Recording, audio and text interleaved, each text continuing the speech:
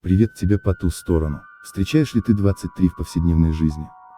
Будь то номер троллейбуса, случайное время на часах, слова какого-то человека в новостях, номер страницы книги, которую ты читаешь. Некие личные события, связанные с этим числом. Есть несколько объяснений в интернете этого числа. Число 23 с языка чисел переводится как «человеческий ум». И вот почему. Число 23 состоит из двух цифр, двойки и тройки. Цифра 2 в духовной нумерологии означает поверхностное, банальное, шаблонное мышление, а цифра 3 символизирует интуитивное, объемное, нестандартное мышление. Цифра 2, отправная цифра в числе 23, означает мышление, построенное на общепринятых принципах и постулатах нашего мира. Цифра 3 – мышление, выходящее за рамки каких-либо принципов и законов. Написано, что 23 счастливое число только для умных людей. Ну а теперь немного про число 239. Как пример, глянули вы на часы, а там времени 12 часов 39 минут или 20 часов 39 минут и подобное. И посмотрели вы на время чисто случайно. И тут речь не о единичном случае, а о постоянстве, что это очень часто так выходит. И как вы, наверное, уже поняли, 923 тоже подходит. Смысл не меняется. Как пример подходят номера на машинах. Конечно, программа, в которой мы живем, по-своему уникальна и покрытая тайнами, как звездами небо. Есть некоторое объяснение числу 239 и 923.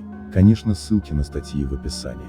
Вы начали строить тело совершенного человека из тела животного. Перестройка происходит при смене ценностей, когда раньше это являлась крепость мышц и снижение чувствительности, сейчас наоборот рост восприятия и предчувствия надвигающейся беды. Поэтому вам нужны иные рецепторы, которые не идут за тем, что случилось, а идут впереди события, предугадывая ваш каждый шаг. Так, освещая свой путь, вы становитесь сверхчеловеком, который обретает твердь своего ясновидения. Вы строите своими восприятиями мира внутреннюю часть своего нового дома, как расписывают внутри храм, так и вы расписываете свое жилище святыми образами. Внутренний огонь теперь вас не опаляет, а становится животворящим и питающим ваше существо. Вы видите, как этот огонь трансформирует вашу форму, делая ее более сложной, и как ваше духовное тело перетекает в новое тело, которое начинает жить в другом мире по другим законам. Вы получаете ключ к открытию тайного значения знаков и символов. Вам на уровне подсознания дают понять, что это значит, и приняв это, вы становитесь сильнее. Теперь вы входите в пространство, где время течет быстрее, и вы все видите и понимаете, потому что ваше считывание информации стало оперативней.